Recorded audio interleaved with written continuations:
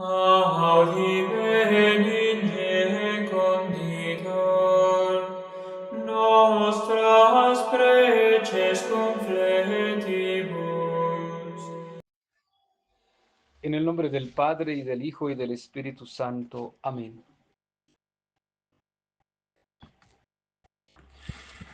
Durante este tiempo de la Cuaresma nos van en las lecturas a acompañar tres temas que siempre van a ser como el centro de las lecturas, y va a ser pues el ayuno, la oración y la limosna. Hoy se nos presenta el tema de la oración, o mejor, la importancia de la oración en la vida espiritual, pero en la Cuaresma con más razón, porque una penitencia sin oración no tiene sentido. Una obra de caridad sin oración no tiene sentido. La limosna, el ayuno sin oración no tienen sentido. Por lo tanto, la oración va a ser como lo que va a estar siempre acompañando tanto el ayuno como la limosna, cualquier obra de caridad. El libro de Isaías, en el capítulo 38, se nos presenta la situación de Ezequías, que está enfermo de muerte. Y el profeta Isaías va y le dice, obviamente enviado por Dios: dispón de las cosas de tu casa, organiza, pon orden a esta situación, a tus bienes, porque morirás y no vivirás más.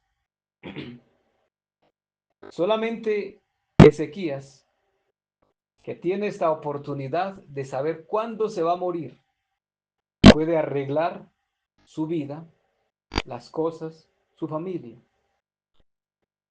Pero este Ezequías, sabiendo que se va a morir, clama a Dios.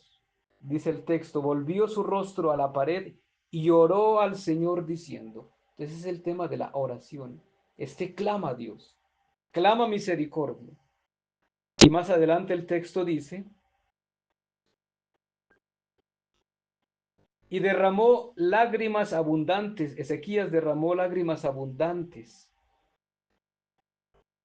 Y el Señor vuelve a enviar otra vez a Isaías y le dice a Ezequías: he oído tu oración y he visto tus lágrimas.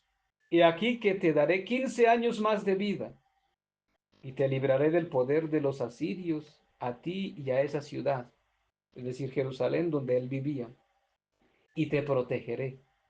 Lo dice el Señor omnipotente. Pues veamos, justamente ayer lo decía el libro de Joel en el capítulo 2, cómo Dios se doblega, cómo Dios se abaja ante la oración que se hace humillada ante Dios, al que se humilla ante Dios, al que le pide perdón, al que le clama. De hecho, hay muchos pasajes donde Jesús presenta, y los vamos a ver en esta Cuaresma, la insistencia en la oración. Hay un pasaje de la viuda que va y le pide al juez que es injusto, y allá le insiste, es fastidiosa ya siempre: hazme justicia contra mi enemigo. Insiste allá, él dice el texto que no le importaban los hombres, ni respetaba a Dios tampoco. Pero como esta viuda seguía allí: hazme justicia contra mi enemigo, pues si este dice: pues le voy a hacer justicia a esta viuda que me fastidia la vida, no sea que termine pegándome en la cara. Y efectivamente el juez le hace justicia, la ayuda. Y Jesucristo dice, porque es una parábola, Jesucristo dice: si esto hace el juez, que no le importan los hombres ni teme a Dios, cuanto más vuestro Padre del cielo les dará largas, les escuchará, les ayudará, tendrá misericordia de vosotros.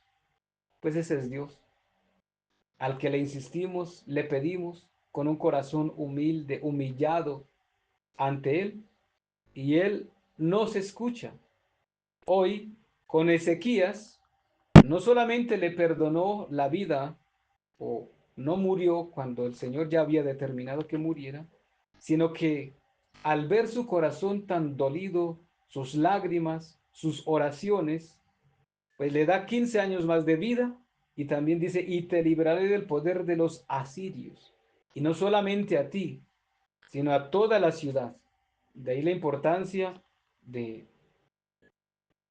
primero del respeto y de la autoridad que se tiene con, porque Ezequías, pues este era el rey estaba gobernando un pueblo, Jerusalén, y allí el Señor le dice, te libraré del poder de los asirios, otro pueblo enemigo, un pueblo enemigo. A ti y a esa ciudad, ahí donde vives, lo que estás gobernando, también voy a tener misericordia. Pues veamos entonces que nuestra oración tiene frutos con otros, no solamente para mí, los frutos son para la descendencia, para la familia, para los hijos, para los nietos. El Señor lo dice en el capítulo 20 de el libro del Éxodo, en el capítulo 20, el versículo 4, dice, el que cumple mis preceptos, mis mandamientos, yo lo bendeciré por 1000 generaciones. Pero el que no los cumple, el que me falta los mandamientos, yo lo castigaré hasta la tercera y cuarta generación. Pues ese es Dios, que castiga, que es justo y que es juez y veraz. Algunos dicen que no, porque como ese es Dios, es misericordioso, Él no castiga porque no es un Dios castigador, es juez.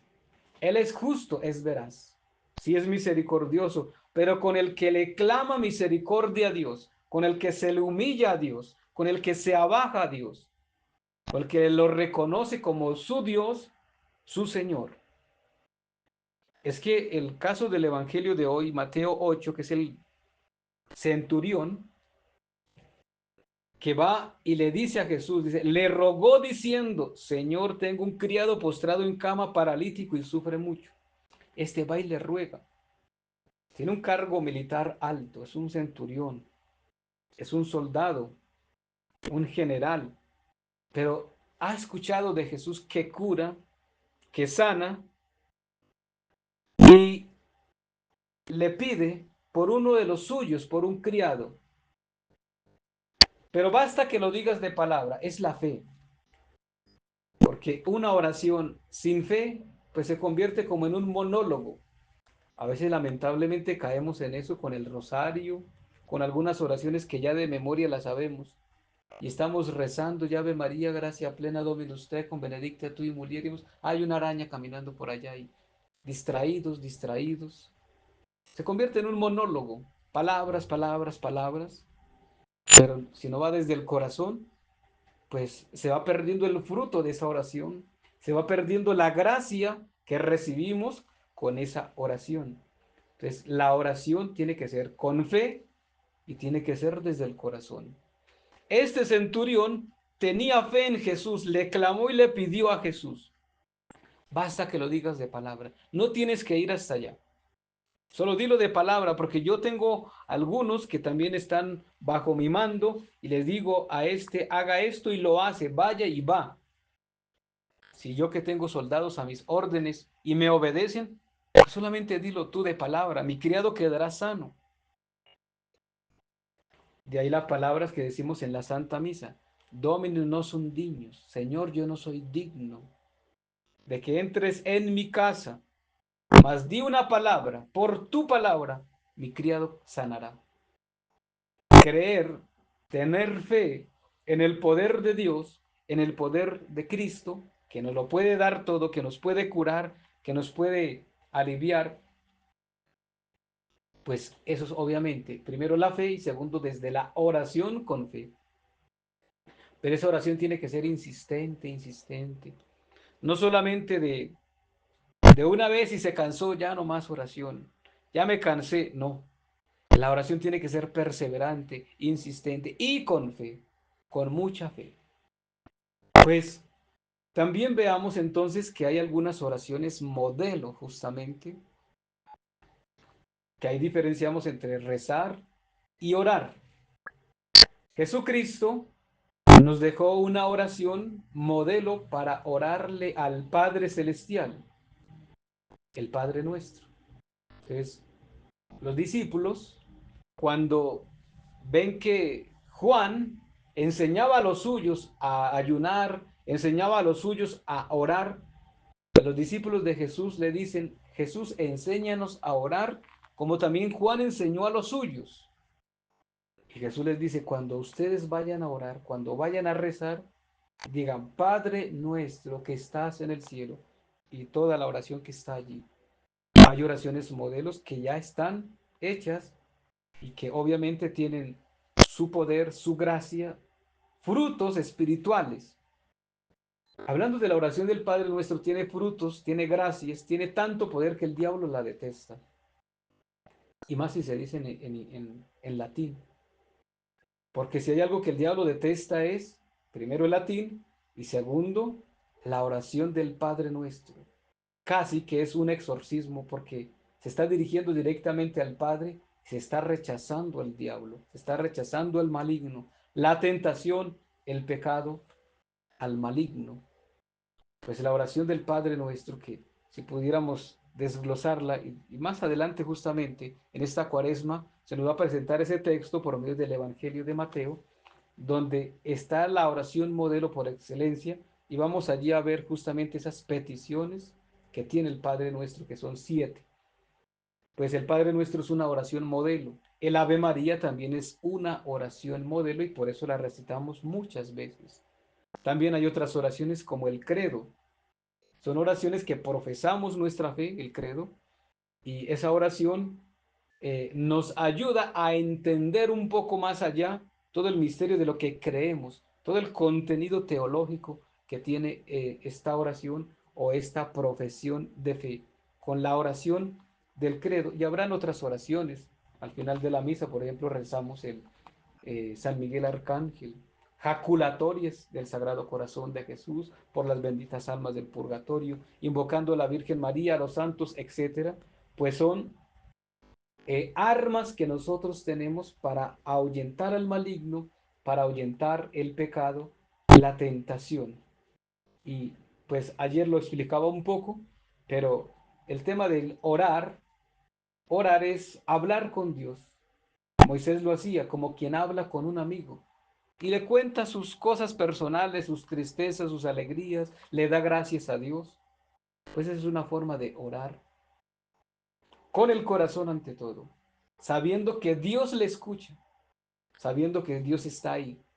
Pero recordemos que como es, sí, es una oración, pero es un conversatorio, un diálogo con Dios, yo también tengo que escuchar a Dios.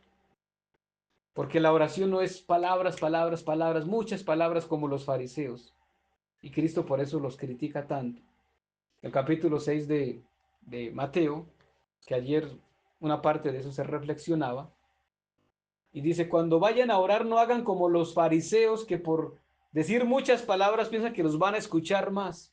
Dice: no, entra en tu cuarto, cierra la puerta, ora a tu Padre que ve, que escucha en lo secreto, y Él te escuchará, te premiará. Pues la oración tiene que ser hablar a Dios, pero también escuchar a Dios. Escuchemos a Dios. ¿Qué me quiere hablar Dios? ¿Qué me quiere decir Dios? Pero Dios no me escucha, no, Dios no me ha dicho nada, estuve allí y no me dijo nada. Pues recordemos que está la palabra de Dios y Dios me habla a través de su palabra. Dios me está hablando a través de los textos sagrados. El Señor dijo a Ezequías por medio de Isaías.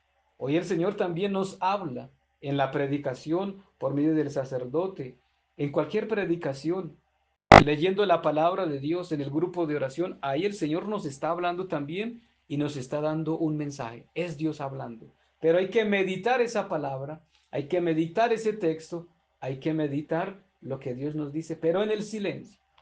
Porque el silencio también, que es un tema que en esta cuaresma meditaremos, pues es importante a la hora de escuchar a Dios, porque a Dios no lo vamos a escuchar como hoy lamentablemente en muchos lugares se ha inculcado eso de muchos cantos de alabanza, de ruido, de aplausos y demás, y ahí Dios no está.